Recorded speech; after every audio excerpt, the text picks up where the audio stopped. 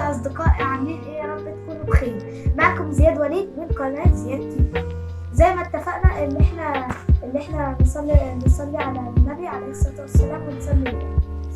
بص يا حبايبي، انا دلوقتي مش قصدي ان الفيديو اللي فات بتاع لا اللي قبل اللي فات، الفيديو اللي فات كان اندومي، اللي قبليه كان شيبسي. معلش يا جماعه، الفيديو بتاع الشيبسي وانا كده بعمل حاجه في اليوتيوب قام اتمسح الفيديو، اتمسح من غير قصدي. والله ما اقصدش يا حبايبي، والله ما اقصدش اعمل كده، لكن الفيديو اتمسح من غير قصدي. فدلوقتي الفيديو اللي فات عملته امبارح اسمه احسن نودلز في مصر او اجدد النودلزات. يا ريت هتشوفوا من هنا او من هنا، ولو ما لقيتوش اللي هو المحتوى المقترح ده خش على القناه وهتلاقيه. بسم الله الرحمن الرحيم. دلوقتي النهارده هنعمله ايه؟ هنعمله اجدد المنتجات المصريه. ايه بقى النايتهات؟ يعني اجدد منتجات. هنعمله بين جزء اول النهارده والجزء الثاني بكره او بعد، معرفش. ولكن ده بقى عشان بس ايه، بحاول بس يا جماعه، معلش. ويوسف صاحبي يوسف الشهاوي اللي هو عم شريف الشهاوي قالوا لي والله في التعليقات الفيديو بتاع الشيبسي اعمل اجدد الكنزات المصريه. اعمل اجدد الكنزات المصريه. فانا والله بحاول، بس استنى عليا يا يوسف. يعني معلش والله انا هوفي بعض معاكم وهعمله، بس هحاول، بس هخلص الحوش واكون انتهيت اجيب لكم شوبستين كينج واجيب لكم كوكاكولا. هلخص لكم الحكايه، هلمها لكم. انا بحب بس ايه، الم كل حاجه على بعضها واعملها. فمعلش يا يوسف، بعتذر. انا هعمل الجزء الاول بتاع ده والجزء الثاني لسه، وندخلوا بقى في حلقه النهارده. يا بتمنى اكون يعني ايه، اكون ضيف خفيف عليكم، ويعني ما تقلش عليكم. معلش الفيديو بتاع الاندومي طول شويه، يعني طول كده، معلش. لو هو طول يا ريت تكملوا لحد اخره. في حته كده مضحكه فيه هتموت من الضحك، وانا بجهز فيديو لقطه الفراخ والفراخ البلدي، حته هتعجبك. بص هتموت من الضحك. يا ريت تكمل فيديو الاندومي لاخره. بعتذر لو هو طويل. نبدا بقى في حلقه النهارده. احنا قلنا اجدد النايتهات والمنتجات. اول حاجه نجيبوا ميه اسمها دسامي. معلش يا اخي، اهدي بس، اهدي شويه.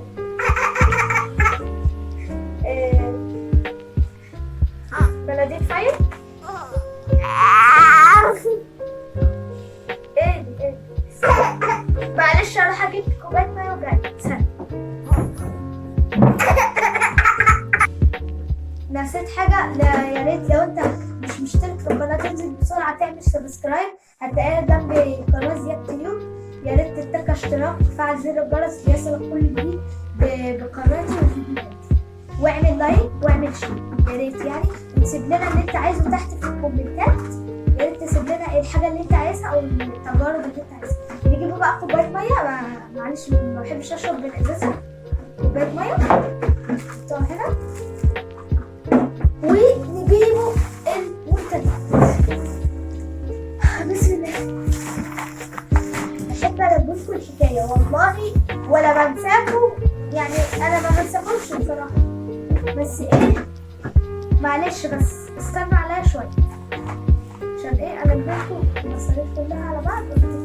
اول حاجه ماربيلا اكسترا بجنيه بالفراوله. حلوه عشان بشكل ولا بشكل عشان كده. تاني منتج معانا شركه كولوريتس. قالت نعمله طعم جديد، اول لما تصحى من النوم كده تاخد لك وحدتين ولا واحده نكهه النعناع الهندي.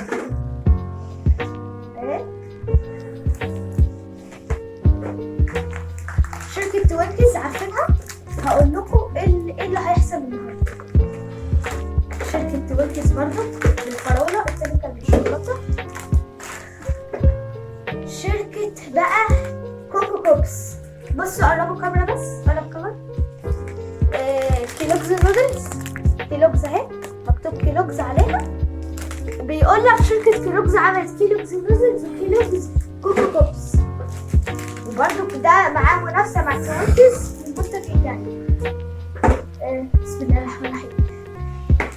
قالت لك يا عم شركة كيلوجز هنغيروا نلغوا الشكل القديم ونعمله شكل جديد اهو بالشوكولاتة والكريمة محشي كريمة. وشركة بسم الله الرحمن الرحيم هوز برضو عملت شوكولاتة بالشوكولاتة اهو. وشركة هوز قالت لك انا هنزل ب3 طعوم غير الطعمين اللي فاتوا، هنزل ب5 طعوم. تالت طعم منهم هوز بالقهوة والبن والكاكاو. قالت لك الطعم ده هيبقى حلو والله. برضو قالت لك هنزل بمنتج اسمه ميني هوز، وده ما كنتش هجيبه في الحلقة بس عشان خاطركم، واقسم بالله عشان خاطركم. انزلي اعمل لايك حلو كده. ميني هوز بالشوكولاتة، هو كيكة اسفنجية بس محشي شوكولاتة.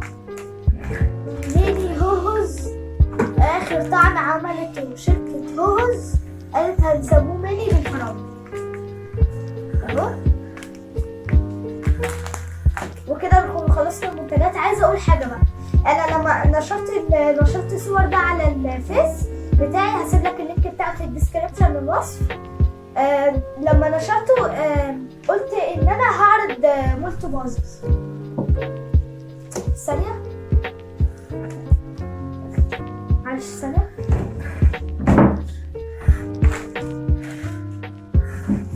مولتو مانجا بازز خالص حشو اكتر 5 جنيه. والله يا جماعه اكتر المنتجات اللي انا لفيت عليها ميني هوز الاتنين دول، وبالذات ده والله لفيت عليهم عشان خاطركم والله، مش عشان اكتر حاجه، مش عشان اكتر ولا اقل. ميني مولتو بازز خالص حشو اكتر جديد مكتوب عليه اهو ب5 جنيه والله عشان خاطركم يا جماعه. بصوا انا لقيت بالمربى بالستروبري بالفراوله، ولكن ما لقيتش بالشوكولاته. انا مش هطلعه في الحلقه دي ولا هعرضه في الحلقه دي. ليه بقى؟ علشان ما لقيتش الشوكولاته. بكره ان شاء الله هنزل اجيبه من هايبر او من كارفور واعرضه معاكم. معلش هنزل كارفور بكره واعرضه، احاول كده عشان هعمل الجزء هيطلع في الجزء الثاني. فانا هشيله على جنب واشيل كيسته واشيل الكيسه ونركن كل ده على جنب. اطلع ايه هوز نعمله المنافسات الاول وفي الاخر التجارب. ماشي المنافسات بقى ننزل كل ده نسيب السلام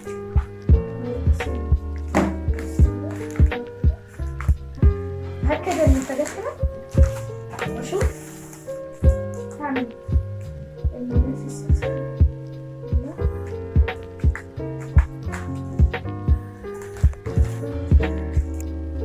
رجعنا لكم تاني، وفي كده منافسة، في منافستين عندنا ولا 3 بص بقى، أول واحد هو توينكز هينافس هوز وكوكو بوبس أو العكس.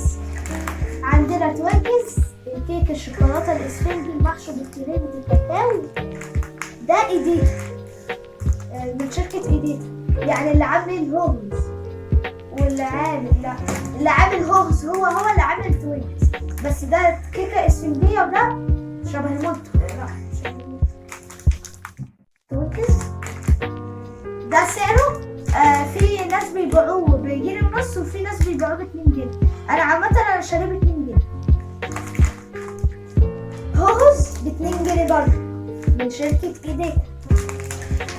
هوز كيك الشوكولاتة الملفوف المحشو بالكاكاو وعجينة البندق، يعني كاكاو وعجينة بندق والمغطى بكاكاو تاني،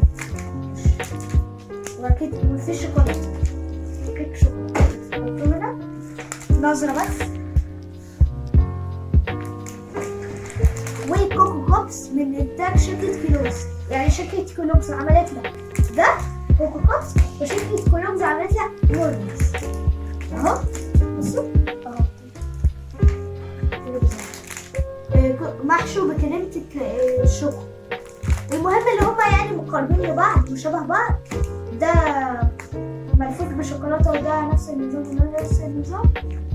رول كيك الكاكاو الاسفنج المحشو بكريمة الشوكولاتة والمغطى بالشوكولاتة ببدائل زبدة الشوكولاتة. مش مهم؟ المهم بس نفتحهم. ده ب2 جنيه وده ب2 جنيه وده ب2 جنيه. التلاتة دول ب6 جنيه. كل واحد منهم ب2 جنيه. نفتح أول واحد توينز. تغليف محترم برضه. معلش لا مؤاخذة. اهو. وده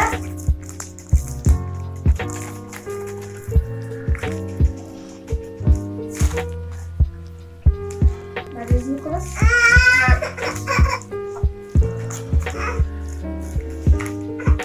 ده هوز وده كوبس. انا بس ايه يا جماعه ما حبيتش اعمل الجزئين في جزء عشان بس ايه ما اكونش ايه طولت عليكم شويه. وده ايه؟ ده كوبس. تعالوا كده قربوا كمان. بصوا هو الاختلاف بس في اللون، يعني ده مقارب لده، بس ده اسفنجي معمول عليه الشوكولاته كده، عجينه الشوكولاته، وده اسفنجي برضك محشو بالشوكولاته. بصوا. وده بقى هوز، يعني ده ايه كله شوكولاته.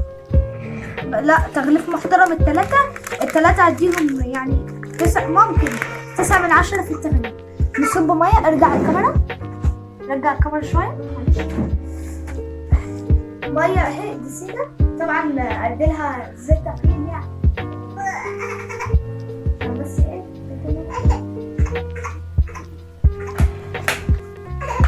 انا لسه متغدي من شويه، فانا هشرب بس كوكو كوبس. بسم الله.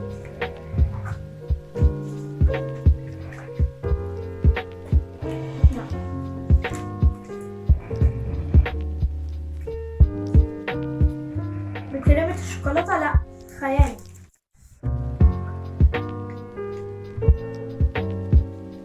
لا بجد خيالي. 10 من 10. ده تغليف محترم، كل حاجة فيه كويسة من الآخر بجد. يستاهل 10 من 10. ناخده ايه بقى؟ ناخده ده عشان نفصله ما بين ده وده.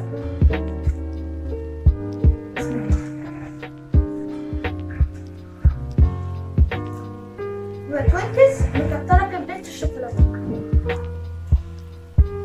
بص. لا مكترين. هما بيقولوا كوكيز فينج.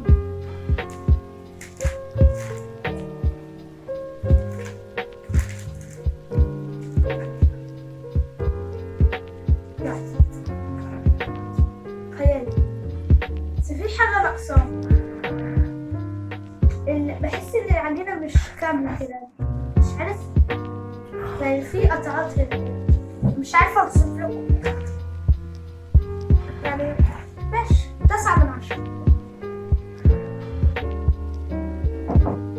عايزة اقول لكم كوكا كوبس عجبني اوي، عجبني.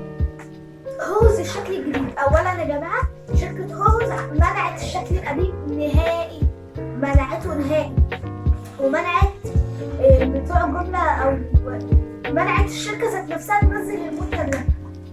الهوز الجديد ده 2020.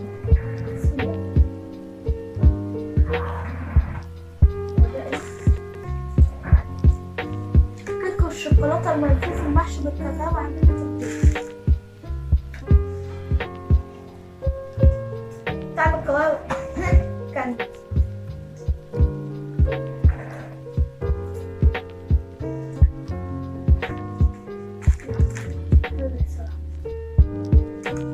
هو حلو. هما بيقولوا من بره كاكاو ومن جوه كاكاو، كله على بعضه كاكاو وشوكولاته.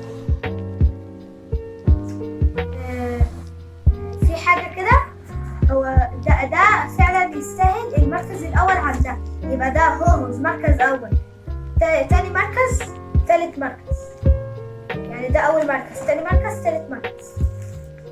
اول مركز هومز، تاني مركز كوكو بوبس، تالت مركز توينكس. نحط المنتجات اللي احنا جربناها على جنب كده، حته محترمه. منافستين عندنا شركه توينكس من ايديتا فراوله وميني هومز. وانا انا ما كنتش هجيبه لانه اسمه مش هومز، ميني هومز، فانا ما كنتش هدخله الحلقه دي بس عشان خاطرهم ميني هومز بالفراوله. فدولت الاثنين نفس الشركه، وده بجنيه ميني هومز، وده بجنيه ب2 جنيه، ده ب2 وده بجنيه. يعني ده فلوس. بيفتحوا ميني هومز من ابو جنيه. بسم الله. هو متهيألي قالوا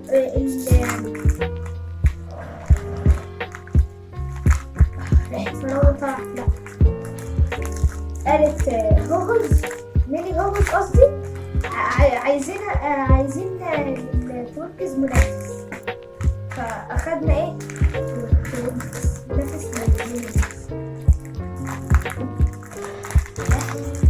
ورايا.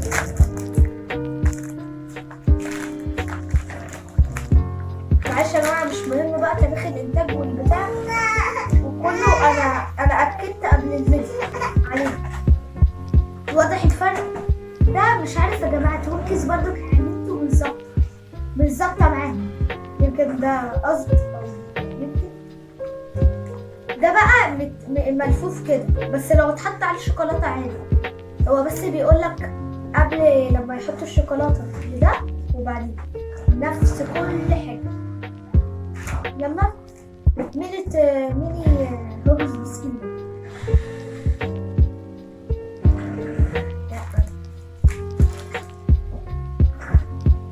الكيك الذهبي الملفوف فريش بالدهون الذهبي والمحشو بجيلي طعم الفراولة وكريم. وطعم الجيلي مش باين شوية بس شغال.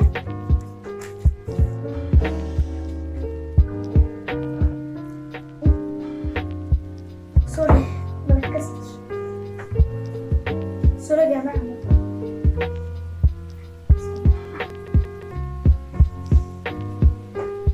سوري. ده انا هديله 9 من 10. ليه؟ لان طعم الجيلي مش باين،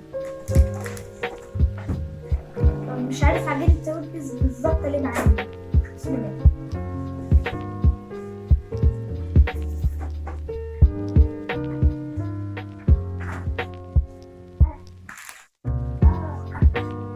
الشريكي نحشط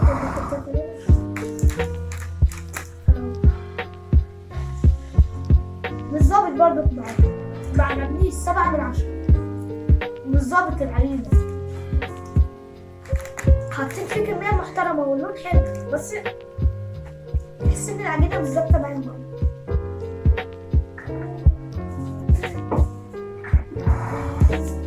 فانا هرشح ميني هوجز مركز اول وده مركز تاني. بصراحة شكل ميني هوجز او هوجز الشركة ذات نفسها نازلة بتعوم ظابطة، وايه في اخر كل ده يعني تعوم منافسة. اي شركة تعمل نفس النظام منافسة. ميني هوجز مركز اول، عندي بمركز تاني.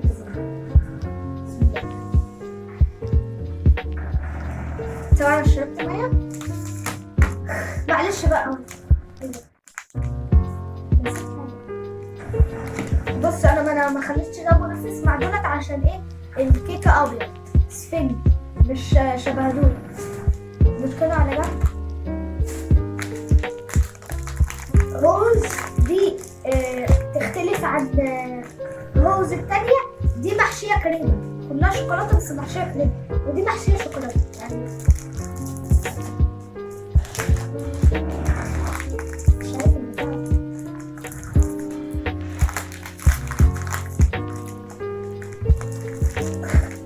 حكاية التعبئة معايا النهاردة أول ما فتح، يمكن ده بالسوق تعبئة يمكن أصلا عشان بس أهو.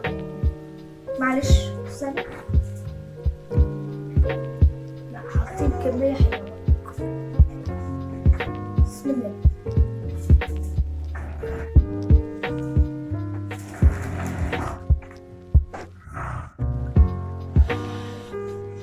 محشو بكريمة الفانيليا.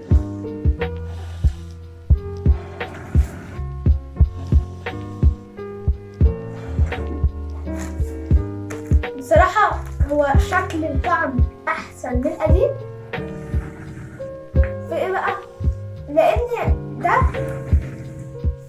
مش قوي يعني برضو. طعم الشوكولاتة مغطي على الكريمة، يعني انت وانت بتدوق طعم الكريمة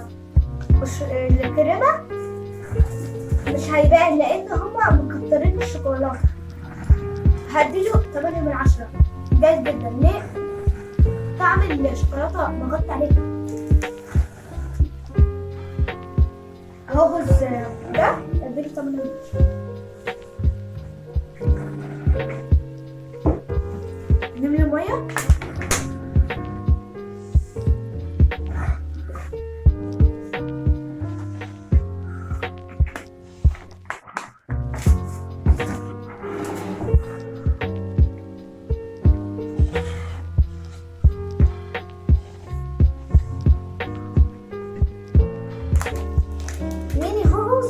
وده من الطعوم برضو اللي لفيت عليها ما لقيتهاش.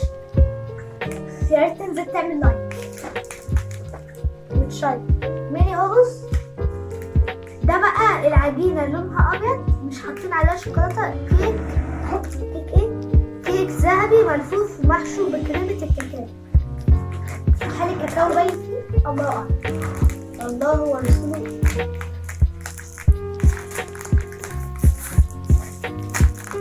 ايه حكاية التعبئة؟ مش عارف.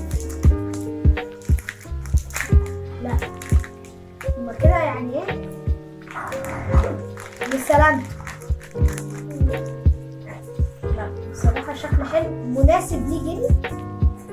استنى كده. جدا حلو عليه اهو.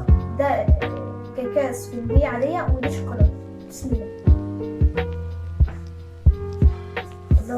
تحس ان انت بتاكل اسفنجي فعلا كده ظابطه يعني.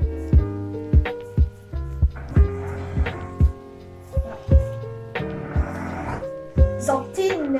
لا ظابطين الشوكولاته وانت بتدوق الكيكه بيبقى لا مظبوط. انا هدي ده 10 من 10. ظابطين معاه، ظابطين يعني، ولا حاجه مغطيه ولا الكريمه ولا الشوكولاته مغطيه عليه. انا يا جماعه اي ميني هو زي ما اشتريته ميني بجنيه. ميني بجنيه.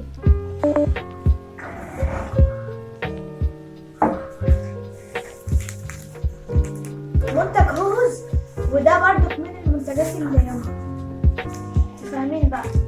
كيك الشوكولاته الملفوف المحشو بالقهوه والمغطى بالكاكاو. انا عايز بس اركز حاجه.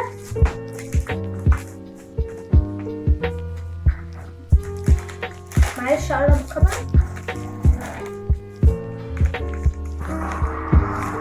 وكلهم عامه نفس الشكل، بس ده كريمه، محشي كريمه. لاحظوا كده معايا، محشي كريمه، محشي شوكولاته، وهو اصلا كله شوكولاته. محشي قهوه. بصوا الفرق ما بين الشوكولاته والقهوه. قهوه بصوا. ده انا عايزه اوصل حاجه، بس عايزه اوصل حاجه. هوز انا قلت ده ب2 جنيه. شكله طعمه حلو، ما دقتوش قبل كده.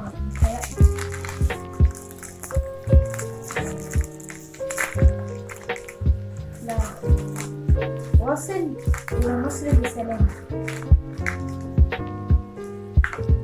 نشوفوا كده نفس الشكل. هل فعلا تغليفه؟ لا يعني نفس الشكل. لا ريحة قهوة. جيبوا ريحته قهوة فعلا بالبن. فعلا كاكاو ظابط معاه. بسم الله. اه والله ريحة قهوة باينة فيه. طعم جديد منافس برضه. الله، يعني طعم القهوة مش عايزة اقول لكم.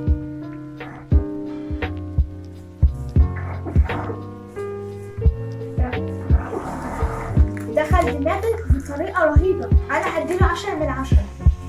فعلا اول فيديو عمله وياخد حاجات منه 10/10. لا 3 حاجات ولا حاجتين.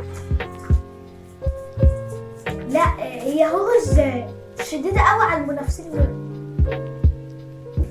اي طعم ينزل يا عم طعمنا خلاص.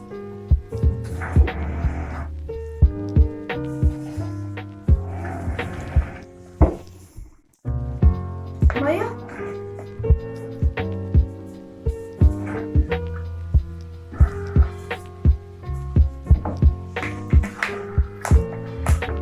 لا هوز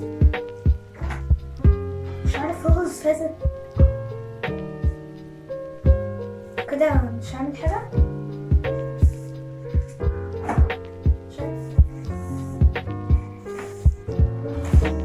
كولورينس دي بصراحة، كولورينس دي طعمها تحس ان فيه مروحة جوه في بقك بنكهة النعناع الهادئ. قطعتين. الوزن الصافي 29 جرام. نكهة النعناع الهادئ المنعش للفم. ده اول ما تصحى متهيألي تاخد لك واحدة كده ولا اتنين.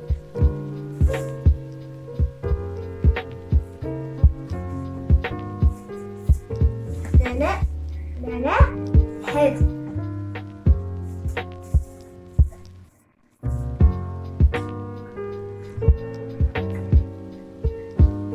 حاجة ناقصاهم مش عارف ايه. بهدي كولورينس ده هي حاجة ناقصاهم. انا اديله 9/10. هو عجبني بس حاجة ناقصاهم.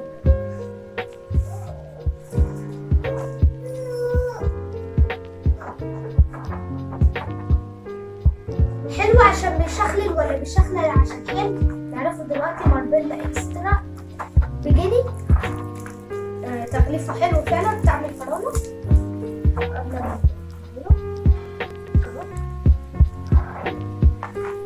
بس بغطي عشان الإضاءة. هو انا عايزه اقول حاجه، اجابتي ان شاء الله سليمه.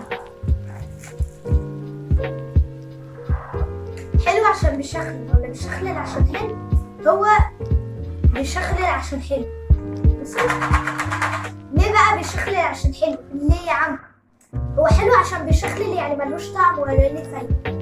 بيشخلل عشان هو حلو يعني هو ليه طعم وطعم يعني مظبوط. هو بيشخلل عشان هو حلو. فانا اجابتي بيشخلل عشان هو حلو، مش حلو خلاص عشان بيشخلل. اول لما دختها اول لما حطيتها بقي لازم تتكلم.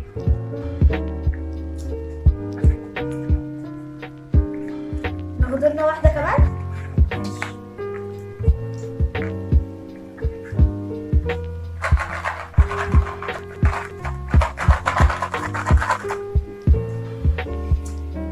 لا تحس فعلا بطعم الفراوله. بيقولك نعمل بالونه بالمره وده لا بيعمل. لا حلو عجبني وانت حلو خفيف عليك. انا هديله 8/10. ماربيلا اكسترا بجد 8/10. اتمنى اكون ضيف خفيف عليكم.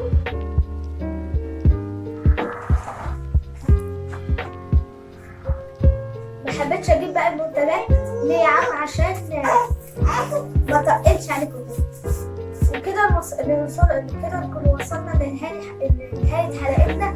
يا ريت تنزل بسرعة تعمل اشتراك سبسكرايب. لو انت مش مشترك في قناة زياد تيوب انزل اعمل اشتراك سبسكرايب، فعل زر الجرس يصلك كل جديد من فيديوهاتي وقناتي، وتعمل لايك كده حلو وتشير على الفيس. يا ريت تشير كده تعمل شايف كده حلو؟